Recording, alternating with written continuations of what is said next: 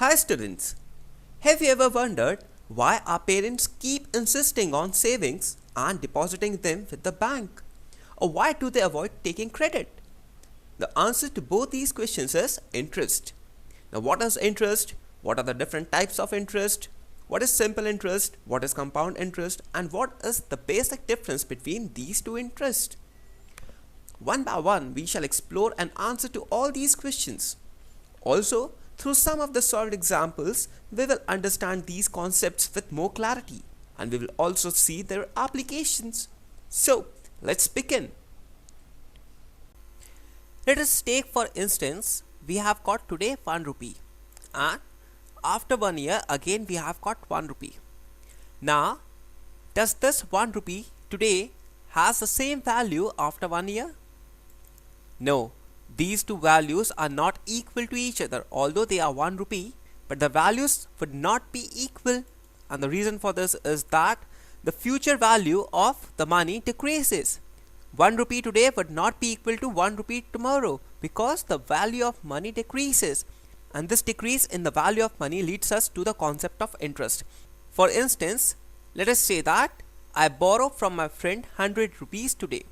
Now, I got to return him this money because I have borrowed it from him. Now after 1 year, what is the amount that I got to pay to him? It's not going to be 100 rupees. Why? Because the value of the money has depreciated. If I pay him 100 rupees after 1 year, he'll be at a loss because there is a decrease in the value of money for 1 year. And so to compensate for that, what I got to do is I have to pay him an extra amount. So 100 plus some extra amount, and this extra amount is actually the interest that I got to pay him because he had lent me that 100 rupees. So the concept of interest comes from the depreciation in the value of money. In this entire chapter, we are going to study about interest. Whenever we borrow or whenever we lend, there is always an interest, and which is the extra amount that is paid or that we receive when we borrow or when we lend. So first of all, let's try to understand what do we mean by the term interest. Interest refers to the fee the lender gets from the borrower. Interest is earned when money is given to someone else to use. For example, if it is deposited with a bank or loaned to an individual or the organization. Interest is the cost of borrowing. So what we can say is, interest is the fees that the lender gets from the borrower. Because the value of money depreciates, therefore, the borrower has to pay an extra amount to the lender, and this extra amount is known as the interest. Now, interest is earned when the money is given to someone else for use. For example, whenever we deposit some money to the bank, what we have done is we have deposited an amount with the bank. So, bank keeps that amount for some time, and because it keeps it for some time, that is why it pays an extra interest to the amount we have deposited in the bank. That is why we give so much importance to saving bank account, because whenever we deposit our money in the bank, after some years we get an extra amount on the amount that we have deposited with the bank, and this extra sum of money is known as interest. Similarly, when the bank gives loan to some individual or some organization, then it receives some interest on the loan it has given. So interest is actually the cost of borrowing. Whenever I borrow some amount from someone, after some time I have to give an extra amount, and this is actually the cost of borrowing. So interest is simply the extra sum of money that is delivered along with the principal amount. In this chapter, we are going to study about the two different types of interest, and they are the simple interest and the compound interest. One by one, we are going to see what is the simple interest and what is compound interest. But before we go into that, let us look at some of the basic terminology that we are going to use in this chapter. The first is principal. What do we mean by principal? And it is the amount of money that is initially borrowed or deposited is called as the principal money, generally denoted by P. So what is the principal? Principal is the amount of money that is initially borrowed or it is deposited and is known as the principal money. And most of the times it is denoted by P. So if I borrow 100 rupees at this time from the bank, then this 100 rupees is known as the principal, and most of the times it is denoted by P. Then comes time. What is time? The period for which money is deposited or borrowed is called time, generally denoted by T or N. So whenever we borrow some money, we of course borrow it for some time, and this time period for which the money is borrowed or it is deposited with the bank is known as the time. It is generally denoted by T or N. The next is interest. Now what is interest? The extra money that is paid or received for the use of principal after a certain period of time is called as the total interest. This we've already seen. So interest is the extra money that is paid for the use of principal after a certain period. Now the total amount is equal to principal plus interest. For example, if I borrow a principal amount from my friend, then after some time I have to return back this principal amount plus the interest that is incurred for this entire period. So the total amount that my friend receives is the principal that he has lent plus the interest. So amount is always equal to principal plus interest. On the similar case, if I deposit principal amount with the bank, then after some time the bank will give me principal plus the interest, and so this entire money, the principal plus interest, is known as the total amount that I received from the bank. The next is rate of interest. Now what is rate of interest? It is the rate at which the interest is calculated and is always expressed in terms of percentage, generally denoted by R%. So I have been saying you that we get an extra amount along with the principal if we deposit it with the bank, and this is called as the interest. Now we do not calculate this interest arbitrarily. There is a fixed rule or there is a fixed rate of interest that helps us to calculate the interest on a particular sum of money that we have deposited with the bank. And so this rate at which the interest is calculated is known as the rate of interest, and this is always expressed in terms of percentage, and generally this is denoted by R%. So basically we are going to use these terminologies: principal, rate of interest, time, and the amount. Now let's come to the first type of interest, which is the simple interest. Now what is simple interest? It is the interest earned on the principal only. In other words, interest income will be distributed to investors and no further interest will be earned from the interest income. The amount borrowed is the principal for the entire period of the borrowing. So what is simple interest? Simple interest is interest earned on the principal only. It is not calculated on the interest itself. So for example, if I say that I have deposited 100 rupees with the bank. Now after 1 year, let us say that the interest becomes 10 rupees, and so the total amount would be 110, but I still keep it with the bank. Now there are two options: either the interest would be calculated on 100 rupees or it would be calculated on 110, because now my amount has become 110 after 1 year of depositing. So in the simple interest case, the second interest is calculated on 100 itself. So what is simple interest? It is earned on the principal only. For all the years of depositing, we take into consideration only the principal. We do not take into account the interest income, and so what we can say is the principal for the entire period of borrowing remains the same, and so the amount borrowed for the entire period remains the same. The concept of simple interest becomes more clear when we will study about the compound interest as well. Then we will be able to draw a line of distinction between simple interest and compound interest. But before that, let us try to see the formula how the simple interest is calculated on a particular sum of money. This formula is given by I equal to P into R into T divided by 100. Here I is the interest earned or the simple interest earned, P is the principal amount, R is the rate, and T is the time period. So the formula for simple interest is very simple. It is principal into rate into time divided by 100. Remember, rate is always expressed as percentage and time has always got to be in years. So if you have been given time in months, first convert it into years by dividing it by 12, and then substituting that in this formula gives us the value of interest. Now simple interest is equal to P into R into T divided by 100. We have just seen.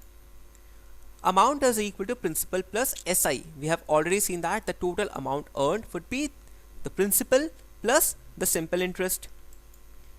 This gives the value of A as equal to P plus P into R into T divided by 100, or if we take p as common, we get amount equal to p into 1 plus r into t divided by 100.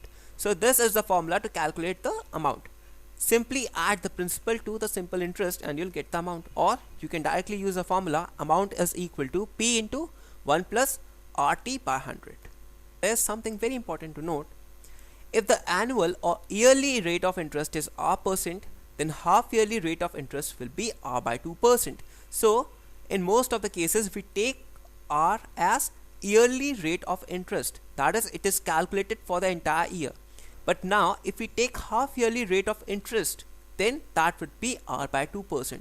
So if I say that the annual rate of interest is 10% for a given sum of money, then if I calculate it half yearly, that is for every 6 months, then for a period of half yearly or for a period of 6 months, that rate of interest would become 10 by 2, which is equal to 5% for the first 6 months, and then it will again be 5% for the next 6 months. So if the annual rate of interest is r%, then the half yearly rate of interest would be r by 2%. In the above formula, t is in years. So we have seen that the formula for simple interest is p into r into t divided by 100. Yet t has to be in years. If t is given in terms of months, then convert it into years by dividing it by 12. We've already talked that t has always got to be in years. If it's in months, what you got to do is divide it by 12. For example, t is given to be 6 months in the problem. Then 6 months is nothing but equal to half year. So put t equal to half in the formula of simple interest and calculate the simple interest. Let's take an example. Bozo puts rupees 1000 in the bank for 6 months at a 10% interest rate. Find how much money he will have in his account at the end of 6 months. So Bozo puts 1000 rupees in the bank for 6 months and the annual rate of interest is 10%. We have to find out how much money he will have in his account at the end of 6 months. Now the time is given in months, so we have got to convert it into years. So 6 divided by 12 would give us the years, and that is equal to 0.5 years. Now amount is equal to principal plus the simple interest, and simple interest is given by the formula p into r into t divided by 100. So substituting the values of p as 1000, t as equal to 0.5, r as equal to 10, what do we get? We get the amount as equal to rupees 1050. So we can say that Bozo will have rupees 1050 at the end of 6 months. He had deposited 1000 rupees and at the end of 6 months he gets 1050 rupees. So here the simple interest is 50 rupees. Now let's look at the concept of compound interest. We have earlier seen what is simple interest. Now let's look at what is compound interest. In simple interest, you earn interest on the principal only. We have earlier seen that in simple interest, we earn interest on the principal amount only. Whereas in compound interest, you reinvest the interest payments and earn interest on the interest amount as well. So what happens in compound interest? The interest payment is reinvested and now the interest is calculated on the interest payment. For example, if I have invested principal P, then after 1 year, let us say that the interest generated is I1. So now the amount would be P plus I1. Now this amount P plus I1 is again invested for the second period. And so what we can say, P plus I1 becomes the principal for the second time period. And let us say that again the interest generated is I2. Now the amount would be equal to P plus I1 plus I2. And this amount is again reinvested so that you again earn the interest. So what you see here is the principal amount keeps on changing. Initially it was P, then after 1 year it becomes P plus I1, then again it becomes P plus I2 and so on. So you see the difference between simple interest and compound interest. In simple interest, the principal remains the same. It is the initial amount that is deposited or it is borrowed. But in compound interest, what happens is the interest amount along with the principal becomes the principal amount for the next time period for which interest has to be calculated. Thus the principal keeps on changing. It would really be better if we take some value for P. So let us say that you are investing rupees 1000 at 10% compound interest. So let us say that the rate of interest is 10% and the principal amount is rupees 1000. Now this gives the value of principal, this gives the value of time, and this gives the value of amount. Now the principal is 1000 rupees, the time is 1 year, so if we calculate the interest on this, that would be equal to 100 rupees, and so the amount becomes 1000 plus 100 equal to 1100 rupees. So after 1 year, this principal gives an amount 1100 rupees. This was the calculation for first year. Now in the second year, what happens is this amount becomes the principal, and now we are going to calculate the interest on this principal, which is 1100. Again, for the next year, the interest on this would become 110 rupees. The principal has changed now, and the amount now would be 1100 plus 110, and this becomes 1210 rupees. So what we see here is after 2 years the amount becomes 1210 rupees. Now again, this amount becomes the principal for the next year of calculation. So now the principal becomes 1210 rupees, and again we are going to find it for 1 year, and thus it becomes 1210 plus 121. Now the interest on this amount is 121 rupees, and so it becomes 1331. Thus the amount now becomes 1331. So you see the difference. After every cycle of 1 year, the principal changes. The amount at the end of the first year comes a principal for the calculation for the second year. Similarly, the amount at the end of second year becomes a principal for the third year, and this cycle goes on. So the principal does not remain constant, it changes with every annual cycle. But in the case of simple interest, the principal remains the same. So here you see that after 3 years the amount becomes 1331. What you can say is the total compound interest would be the amount minus principal, that is equal to 331 rupees. But if I try to calculate the simple interest on this amount, then that would be equal to 1000 into 3 into 10 divided by 100, and that becomes equal to 300. So in the case of simple interest, what do we get? The interest as rupees 300, but in the case of compound interest, I get it as 331 rupees. Thus the compound interest is always greater than the simple interest. And so that is the basic difference between simple interest and compound interest. Now let's see the formula how to calculate the compound interest, and that is A is equal to P into 1 plus R by 100 to the power of T. Here A is the amount generated, P is the principal, R is the rate of interest, and T is the time period. So the formula for amount is equal to P into 1 plus R by 100 whole to the power of T. Here P is the principal, R is the rate of interest, T is the time, and A is the amount generated. So we are going to use this formula whenever we are supposed to calculate the compound interest. This is not the compound interest, this is actually the amount that is generated at T years. So to calculate compound interest, subtract the principal from the amount and you get the compound interest.